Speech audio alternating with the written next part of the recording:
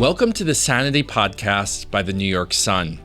My name is A.R. Hoffman, and every week, along with my co-host Rebecca Sugar, we speak to the people that you want to hear from. This week, we're joined by Dr. James Lindsay. Dr. Lindsay is a best-selling author, a researcher, and host of the New Discourses podcast. He's written several books, including How to Have Impossible Conversations, Cynical Theories, Race, Marxism, and the Queering of the American Child. He's spoken all over the world and appeared on the Joe Rogan podcast 4 times, which means he owes us 3 more, I think. I don't even want to know how much time in total that is. Right. Dr. Lindsay first became known for the Grievance Studies affair with Peter Boghossian and Helen Pluckrose. And for our listeners who don't know about it, I encourage you to look it up. It was some fun stuff back in the day. Dr. Lindsay submitted some fake papers, which were generally absurd on their face, to some very prominent academic journals for publication, and those journals published many of them and then were exposed for their capture by a radical ideology and for their lack of academic rigor.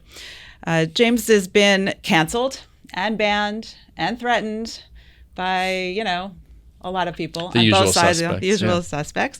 If on the right and the left, he's been, banned for calling out critical race theory and the woke left, and now the woke right, as he labels it, is coming after him, and we want to talk to him about all of that today. So we're really happy to have you here. Thank you for being here with us. Well, thank you for that kind introduction. So I wanted to start, James, with some sense of a definition of woke for our listening audience. It occurred to me that, a mentor of Ari's and mine, Ruth Weiss, had defined anti-Semitism years ago as the organization of politics against the Jews. And I thought, isn't woke simply the organization of politics against Western civilization and liberal democracy? And therefore, it's a tool of both the left and the right. And without going too deeply into your, the sort of postmodernist, neo-Marxist conversation yet, because we're going to need a dictionary for all that. Can you just give us a broad definition of woke? And is my characterization sort of hitting the mark? Yeah, it's actually not a bad characterization. I mean, the kind of key feature to woke is believing you woke up to the secret way that society's really run, and that it's always rigged up to benefit certain identity groups and to harm other identity groups. And so, I mean, you could say that woke is basically denouncing everything as part of a corrupt conspiracy until you control it, or something like that. So, yeah, I mean, the organization of politics against Western liberal democracies is a perfectly good description, because that's the main target that they have. Obviously, that's a thing that both the left and the right can pick up, but for different reasons and in different ways. So, yeah, not a bad summary. I mean, we can get more technical and will, but that's a good start. So that starts to sound a little bit like a conspiracy theory. I mean, is that another part of this idea that somehow there's a kind of secret or submerged truth that is being kept from people as a kind of habit of mind, or as a sort of interpretive stance? Yeah, absolutely. That's what you allegedly wake up to when you become woke. You become woke to the fact that maybe the Jews are controlling everything, or the society's organized around capitalism, if it's classical Marxism, or you become aware that society's organized around an all-compelling force called whiteness, that's located somehow within and extending from white people as a racial identifier that they gave themselves. That's the critical race theory view. Or that it's located in normalcy, as the queer theorists would have it. So certain people declared themselves normal, established society to operate in a way so that the normal is elevated and the abnormal or queer is excluded, marginalized, and those people are alienated from society. And you could just go down the list, whether it's, believing that the Jews run everything, whether that there's some post-World War II consensus that keeps true conservatism out of politics. It shows up on the right wing just like it does on the left. And so, yeah, there's a submerged truth about how society works, and it is a conspiracy. It is a conspiracy, though, that's really weird, because most of the participants in the conspiracy don't know they're participating. It's a matter of one's consciousness. So that's why the general belief is that they have a critical consciousness. They've woken up to a critical analysis of the world as they see it today, and everybody else is operating within a captured frame and has false consciousness, so that they are actually participating in the conspiracy without knowing they're participating in it.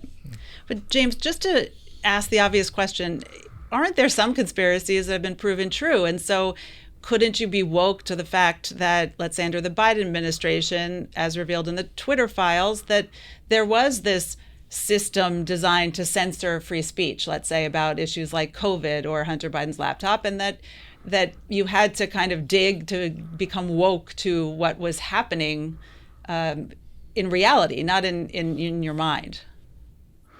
Well, I wouldn't use the word woke for that. I'd use the word aware. You can become aware. There are conspiracies. People do collude to achieve political goals in the world. Sometimes they're pretty substantial, as we saw, say, maybe with COVID-19 or whatever. Sometimes they're just, a few people coming up with an actionable plan they keep secret from others. But certainly people do conspire to achieve things politically. That's no doubt. But when it's something that's happening as a result of people actually conspiring, and then evidence comes to light that here's this conspiracy with people actually working together to achieve goals, you've just become aware of some factor of reality.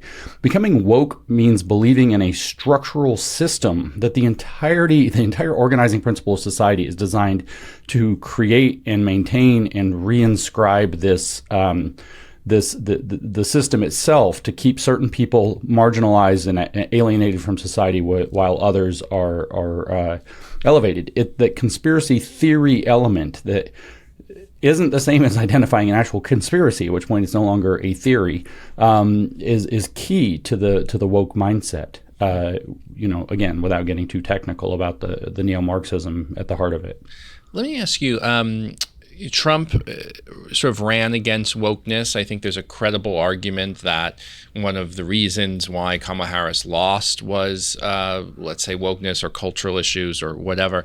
How do you evaluate where we are now, some months into the term? I mean, has this been a successful pushback against, where things were, last year or over the summer or wherever? I mean, how are we doing? Where are the areas to improve? Where are the areas where gains have been made? And is that even really the right terms to kind of describe this sort of cultural dynamic?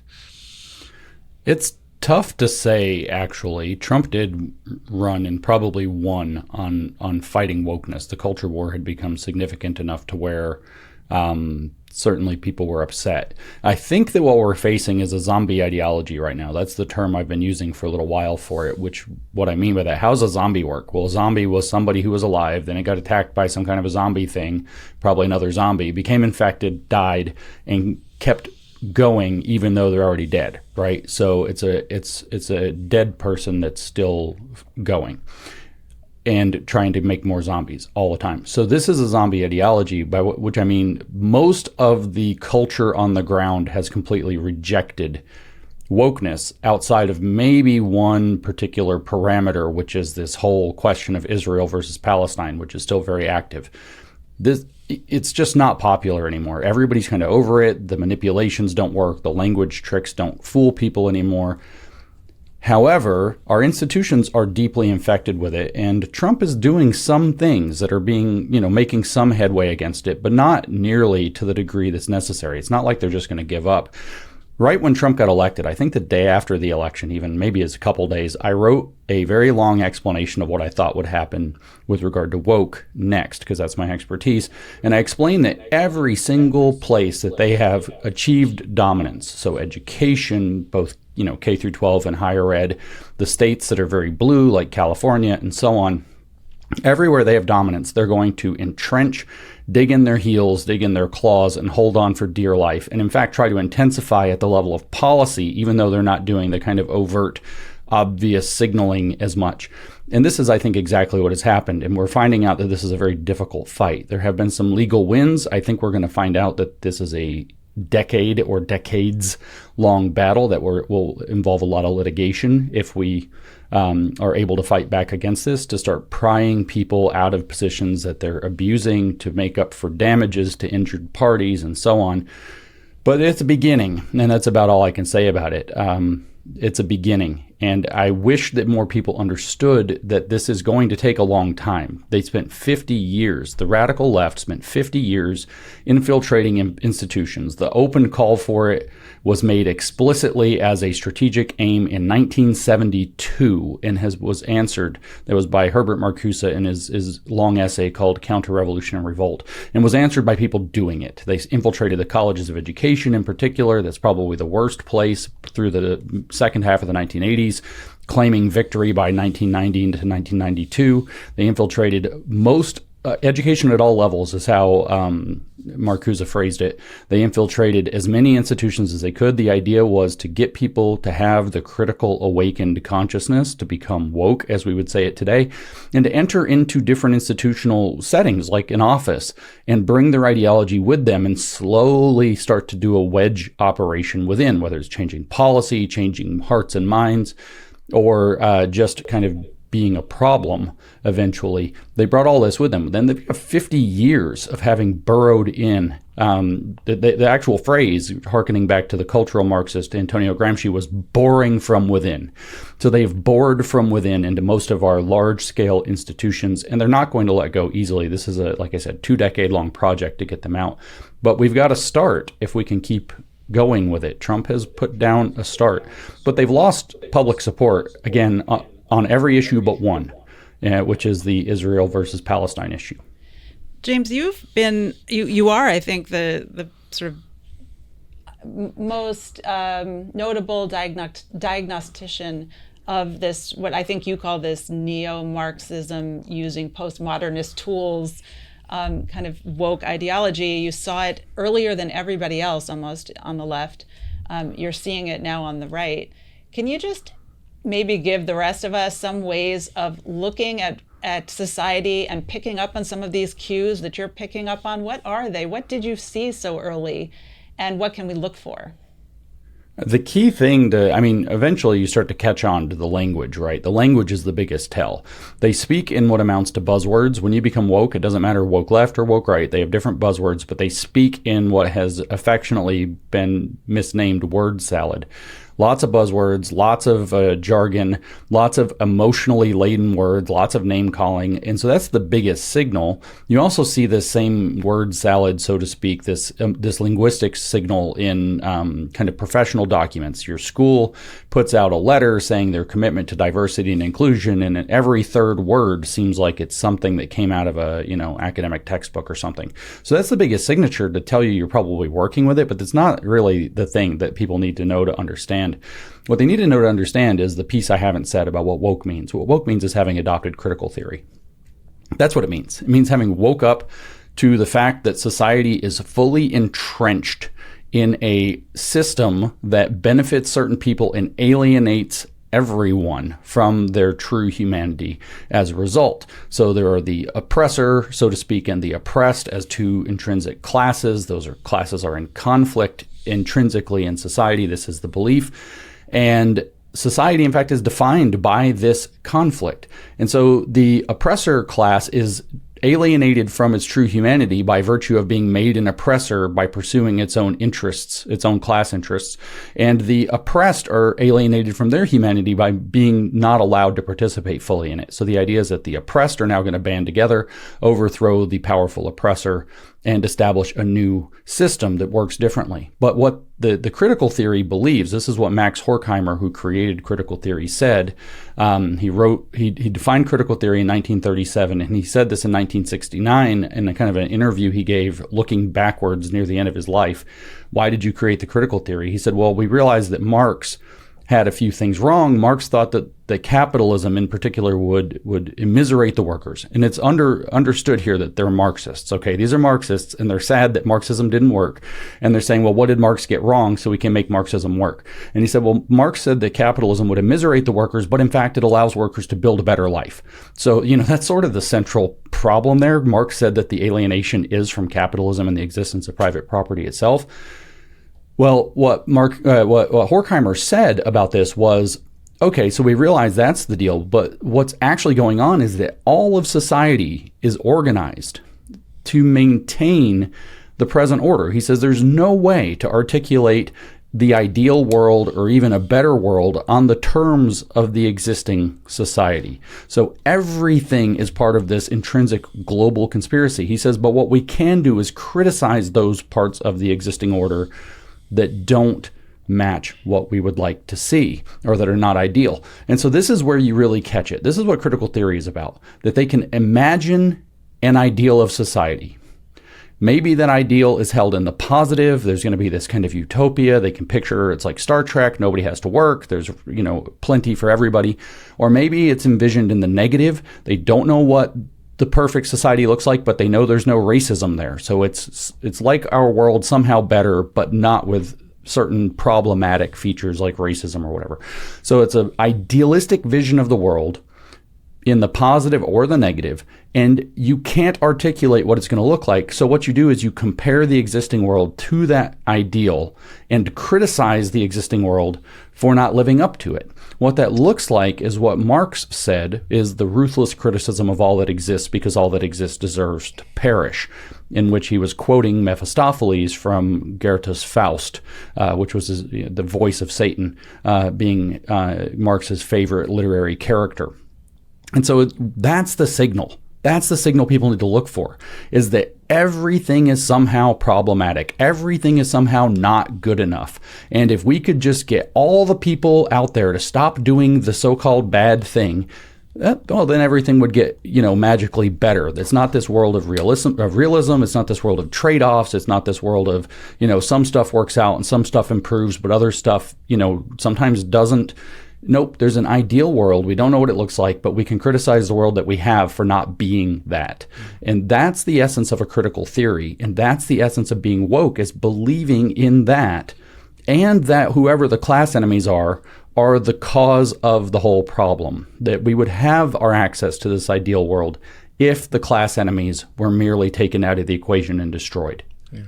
Kind of the Carl Schmitt friend enemy. I'd love to talk about the Frankfurt School with you all day. Yeah. But let me ask you as a way into a whole nother set of questions, and that is, and feel free to sort of mention your time in Israel if relevant. You said, well, on every front, on maybe the gender front, on the race front, it seems like wokeness maybe is in retreat. But on the Israel front, on the Palestinian front, it's surging. And is that the kind of movement that's happening? I've always thought that the Palestinian front has become the cause of the progressive left. It's not one cause among many. It's the organizing principle. I think the trans, sort of effort had also a kind of pride of place, but increasingly to me, it feels like the Palestinian issue has replaced or at least swapped in for a whole other set of issues. So I'm curious what you make of that. Is that diagnosis correct? And then kind of second part is, does that then help sort of what's going on on the right? And here I'd love your thoughts on the sort of Tucker Carlson, Nick Fuentes sit down, and is that the point where a lot of these kind of coalitions are converging? So the second question is a little bit more complicated. There is overlap, but they're distinct in a key way, and that it comes down to the left and right not thinking the same way about things. The far left and far right do not view the issue the same way, even though they act the same way about the issue. And the ultimate, if you were to say, yeah, but if you just look at whose side they're taking, they're both taking the side of the so-called Palestinians, right? Okay, so the thinking is different. So we'll come back to that. The first question is also somewhat deep. The answer is complicated. The Palestinian question has been part of the woke monster since at least the 1950s. Jean-Paul Sartre was very interested in the Palestine question, and you have people like Frantz Fanon writing, and while he's not touching as specifically on it, he does get to it. And then you have people like Edward Said picking this up that become kind of these big players in the 1990s milieu. Then you have characters like Angela Davis, who's famous. She, quit the Communist Party USA because she said it was too conservative for her. Goes on to be kind of a founding leading light in critical race theory, but she said that she was radicalized twice. The first time in her PhD work under Herbert Marcuse, who's kind of the grand new left neo-Marxist of the 1960s, was Angela Davis's PhD advisor. The second time, she says, was in Palestine. So she went over there and she got to play in the biggest ever, conceptually biggest ever, not literal, woke sandbox that there is, which is a gigantic trumped up victim narrative, which is what this all depends on. So the Palestinian cause, whether we're going back to the Popular Front for the Liberation of Palestine, leading into the PLO, leading into Hamas, whatever, that being a Soviet construction, whether we're looking at the radicals here in America picking up that cause under this "we hate Western civilization," that's really the unifying banner, by the way. We hate Western civilization. So here you have the so-called Palestinians fighting against the incursion of Western civilization and values into the Middle East with the reestablishment of Israel. And they have their story of the Nakba back in 1948 when they sent 5 armies to destroy and disorganized Israel, and Israel won anyway. So they have all these victim stories that play into this. And so then what happens is this becomes one of their kind of key causes. But the trigger, and this happens for both the left and the right, is of course October 7th. You find all kinds of stuff tracing through the literature for the last 50, 60, 70 years, back to the 1950s, talking about the Palestinian cause in this precursor to today, woke left literature. But what you find is on October 7th, I said this immediately. I think on the 8th of October was the first time I said it. 2023 was what we're dealing with here is Gaza Floyd. So now you have another, so what do you got? You in 48, you have the Nakba. In 67, you get the Naksa. And now you have whatever this is, the current war that is just kind of tentatively ending. I don't know. It's complicated. This, post October 7th war. Well, what you have then is that Israel got hit hard, and they were, I went and visited a lot of the sites while I was just in Israel last week. I went to, the lookout that was looking into Gaza that was destroyed immediately within 5 minutes. I went to some of the kibbutzes and saw the absolutely destroyed neighborhoods. I went to the Nova site. In fact, I went with the Reserve Brigadier General Orrin Solomon, who told us his story of fighting for 10 hours at Nova and saving hundreds of lives that day. That was our tour guide for the day, was a Brigadier General. It was pretty awesome. So anyways, I saw all this, and what happened was Israel retaliated. They went to war. As they should and as they would. And they were equipped, even though Hamas is a much more deadly army than people realize, they were equipped to win this war handily. So the propaganda began immediately that even though Hamas had done this act of war and aggression against Israel, this gigantic attack, well coordinated, well planned, that now you have the poor Palestinians are being destroyed, the Gazans are being destroyed by Israel, and you just can picture that Israel is Derek Chauvin with his knee on Gaza, crushing the life out. I can't breathe. I think they literally said I can't breathe, sometimes doing the George Floyd thing. So I said, this is Gaza Floyd. So the left activated immediately. That became their cause. They'd already burned themselves out, especially with the string of, shootings that had come from trans-identifying young people on the queer theory front, Black Lives Matter being a giant extortion racket that kind of burned itself out. Why that hasn't been prosecuted as charitable fraud yet, I'm still not certain.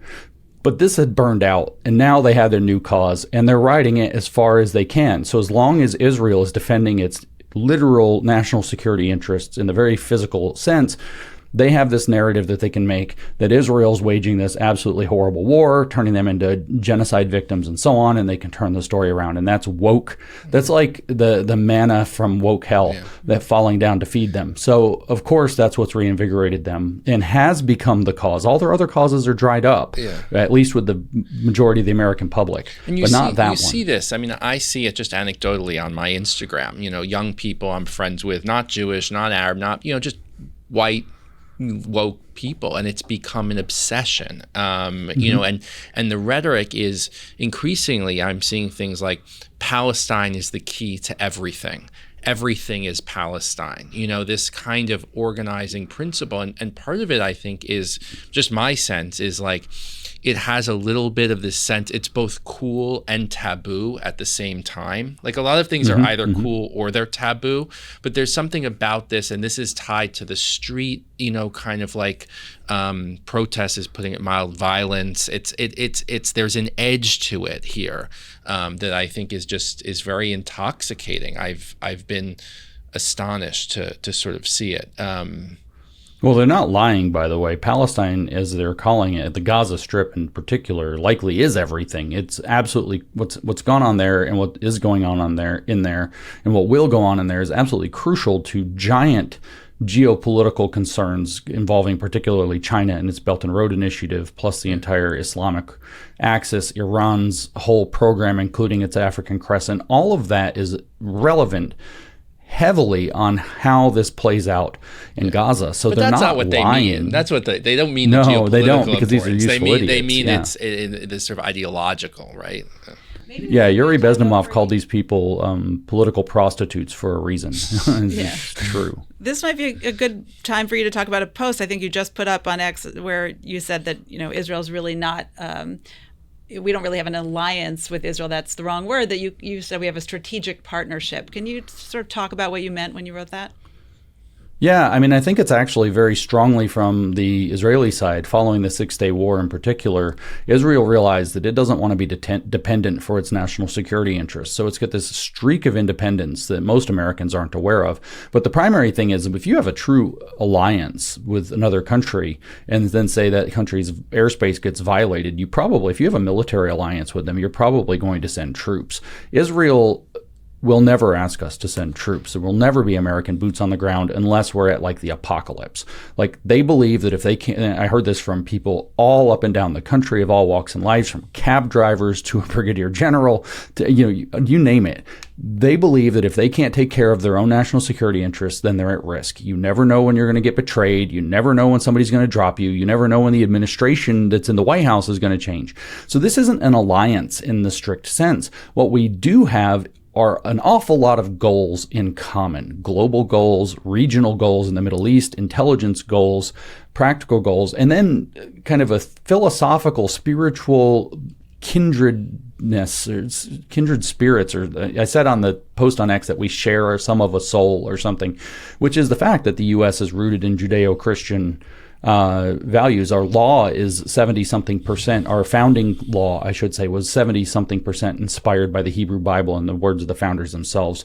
They were, very warm, whether it's Adams, whether it's Washington, they're very warm to the contributions philosophically, theologically, and practically that the small number of Jews were bringing to the United States, and that the Jewish tradition, the tradition we could say of Jerusalem, which now I can compare to Tel Aviv, but the tradition of Jerusalem, underwrites in some very significant sense what the American experiment was. Ben Shapiro's famously said it's Jerusalem and Athens, but there's a little bit of Rome in there. But we can say pretty concretely that the U.S. experiment, the American experiment, is in the legal foundation sense, at least 70 to 75% Jerusalem. And then the other pieces add on, whether it's Enlightenment values, whether it's Greece, whether it's Rome with its law and so on. And then culturally we were Christian, but it's like the taproot of the whole Christian religion is the Jewish religion. So we have this deep theological and philosophical kindred nature between the two. But then in practical sense, just practically, their enemies are our enemies, and they're in a life or death situation most days, dealing with our enemies. They're gathering intelligence. A lot of young people complain about the intelligence, or the money or the foreign aid, and that's its own question. It's a complicated question in terms of what it really does. Well, let's say we're just handing out, which we're not, just handing out $4 billion a year to Israel. Just the amount of intelligence that we receive on our key enemies in the region of the Middle East, which are tied to these Chinese interests that are very significant, and Russian interests through Iran. Just the amount of intelligence that we get in saving of American lives far outstrips $4 billion a year. So this is more like a strategic partnership than a traditional alliance like we have with the Five Eyes nations or with NATO or something like that. It's a completely different relationship where Israel is interested in standing on its own 2 feet with the friendship and, when our interests converge, the support of the United States. And when our interests don't converge, that's fine. Just we can each do our own thing. It's so blatantly obvious that that's the vibe from government person down to cab driver to IDF soldier to, lady behind the coffee shop counter. It's just unbelievable that this is just the attitude everybody has and no Americans understand it. So back to Ari's question, though, about Nick Fuentes and Tucker Carlson. Tucker recently has been really insisting that there are no strategic interests that America has in supporting Israel. That's his sort of dominant message today. What do you make of what's of going those on? What's behind it? Are they just getting paid by Qatar? Are they rabid anti-Israel, anti-Semites? What do you think this is? Well, I can tell you that when I was in Israel, every time I asked that question, they just said Qatar. So, and I mean, again, government officials down to normal people, Qatar. Yeah. So that's the suspicion. Nobody has proof of that. But I don't know exactly why he would say that. My impression while I was in Israel is because nobody here is getting shot at every day, whereas somebody in Israel is getting shot at, probably on average half the days of the year.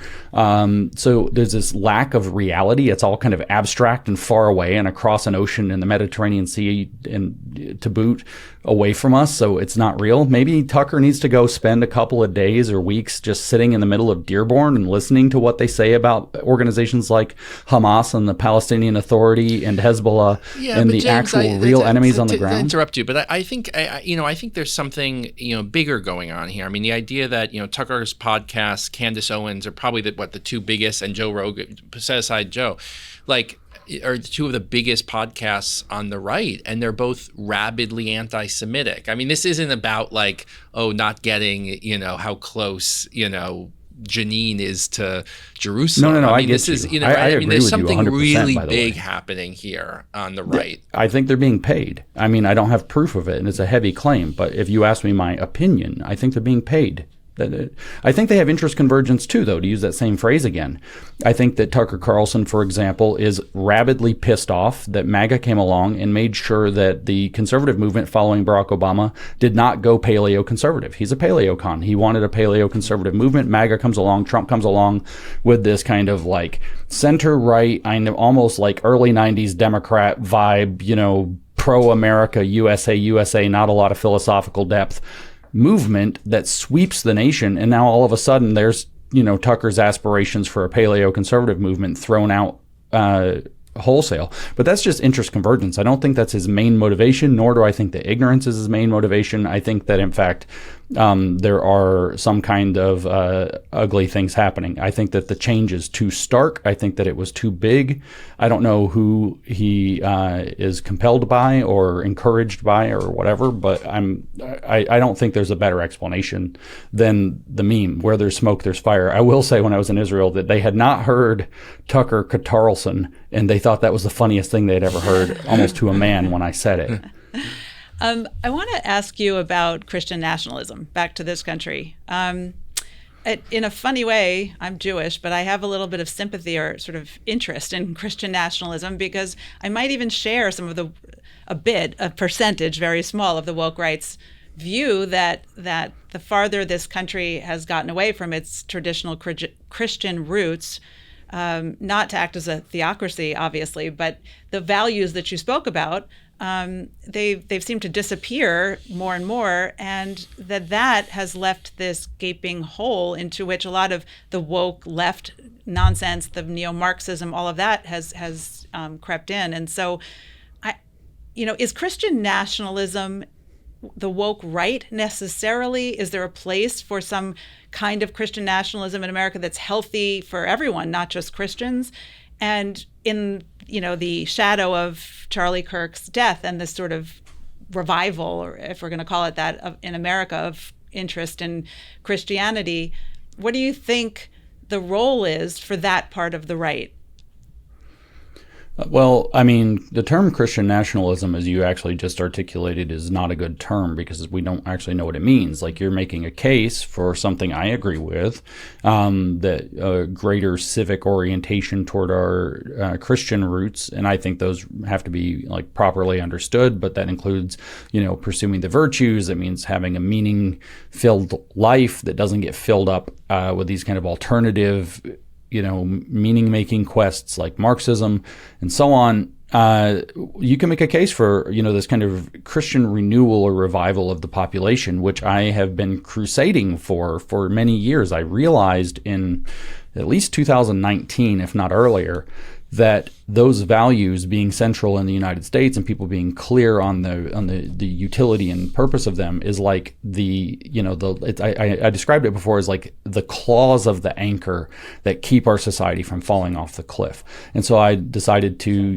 put down the last vestiges of my old new atheist days and make common cause with Christians and to help them understand the issue to the best of the ability without stepping on toes, to become familiar with Christian doctrine, Christian theology, and scripture, and as well as, of course, the Old Testament, so that I would be able to communicate, effectively and meet them partway in where they are to understand this, because I think they do play that role. But on the other hand, you said the word theocracy. You said this idea effectively that there is that there is the approach to a Christian nation where the Christianity is compelled, and that I oppose absolutely, unbelievably strongly. And I think that it's actually woke. Not necessarily always, but nearly always. They believe that, they've woke up to a huge secular conspiracy to push Christians out of the mainstream. And there is a degree of truth to that. But that the answer is somehow this muscular Christianity that steps back in and, is basically going to create heavy-handed policy that doesn't necessarily force people to be Christian, but makes life a lot easier if you just go ahead and convert, whether you believe or not. So can you just give us an example that distinguishes between those two approaches? With, like in Texas, when they talked about putting the 10 Commandments on classroom walls, and there was a big fight over it. Would that be, in your view, the good version of like the Christian renewal, or would that be, some more muscular Christian sort of theocratic approach? So, that specific policy is kind of I think that's an interesting point for debate. I don't particularly have a problem with putting the 10 Commandments up. I hesitate much more, kind of almost in a Calvinist way, about the idea of teaching Bible classes in schools, because for there to be Bible class taught in schools, somebody has to teach it. And if somebody has to teach it, their slant on theology has to be engaged, or the state has to decide which ones, I should say in plural, it's going to allow. So that particular debate's not maybe the best example. I just, draw this difference between where you have these pastors, these famous pastors that'll stand up and say that they wish there were more Christians civically engaged, that it's the duty. Charlie Kirk was really good about this, about how he wanted pastors and Christians to understand that setting aside civic engagement is missing an important part of the story, to bring your Christian values into your politics, into your work, into your activism, whatever it happens to be, to live those values without shame, and to be, unabashedly Christian. And then you compare that to somebody like Stephen Wolfe, who wrote the book called The Case for Christian Nationalism, who's talking about a government order where there's an office higher than the president called the Christian Prince, and that you're going to punish non-believers, heretics, blasphemers, and people who are not Christian. Atheists in atheism, he says, will be crushed. And that you're going to use heavy civil penalties to be able to achieve that. These are very different programs, and I'm just not easier particularly to see the opposed to the first. coming, from a mile away, and it's harder when we start to get down to this layer of the example that I gave and to. But I mean, we've had constitutional debates about religious liberty for 250 years. I mean, that's, line drawing. Let me just ask you, and this might be our last question, or we want to let you go, James. And to take us back to the political realm, is it right to say that a lot of the future of some of these cultural questions seem to turn on, or at least be related to kind of like the nature of Vice President Vance? A lot of, he's the front runner to be the next president. I think that's pretty clear.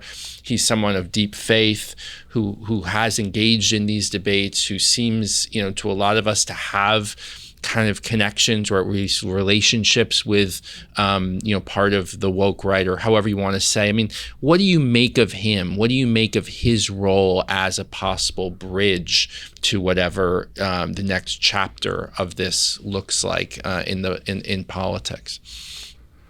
I'm personally very concerned in the negative way about Vice President Vance. He does not necessarily tend to openly claim this radical or woke right, but they claim him. He's their guy, and they are very defensive of him. They are very particular about making it clear that he's one of them.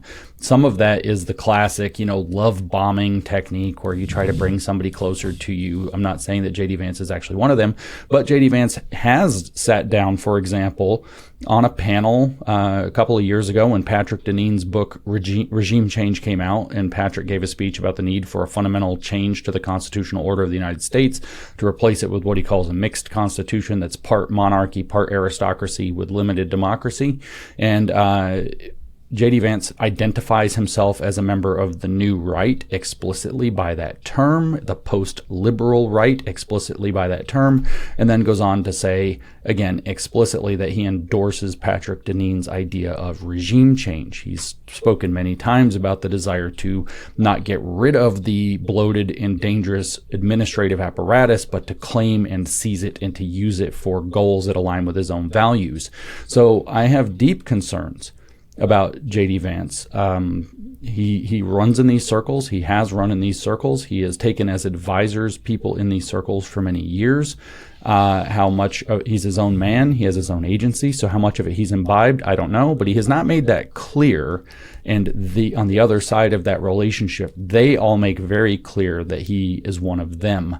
And I don't think that having a woke right president would be all that much better than having a woke left president when push comes to shove, because they do basically the same things with different value sets.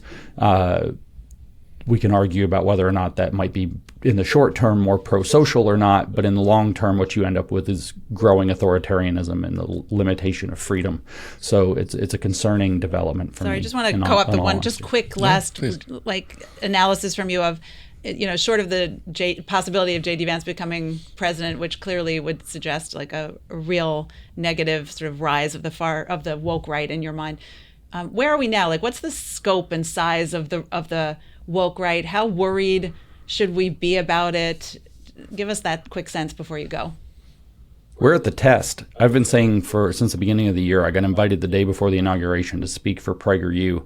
And so I was supposed to speak at education, and I stood in front of them in the Lincoln Room there in the Waldorf Astoria, former Trump Hotel in D.C., and said, look, the test is coming. Well, the test is here. I think with the Tucker Carlson, Nick Fuentes sit down, the test has arrived to see if the American conservative movement is going to reject the radicalism of the woke right or new right or dissident right, whatever words you want to use for these guys, and get to a big broad pro-America movement, or if we're going to break in pieces, or whether we're going to dive into radicalism. So I think we are at the crucial moment. We're at the hard part. In other words, it's just beginning. The woke right has in some sense been unmasked, and now the fight begins. And I don't know how that's actually going to go. The usual wisdom is that if you can get about 12 to 13% of a movement aligned with a splinter, you can destroy the movement or take it over. And I would guess that with young men, in particular, conservative men under the age of 30, that they have at least a sixth, 16 to 17%. Yeah. Just a data point on that, James. I was astonished. The news out of Harvard. I went to Harvard. The salient at Harvard was, old school conservative, a little, funny, droll in my time, and to see it really reprinting like Hitler is wild to me. It's insane. So straight up, like straight up Mein Kampf. I mean, what is that, right? That's Harvard. the even the right at Harvard. Yeah. So that's the thing, right? So there's a big dust up a couple weeks ago about that Politico article where the leaked texts came from the leaked group chat from the New York Young Republicans. Both New York State and New York City Young Republicans somehow were both in there.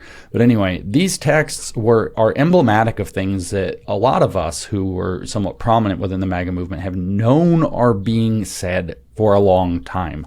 These kinds of, based, as they call them, jokes about Hitler, about racism, about rape, and so on.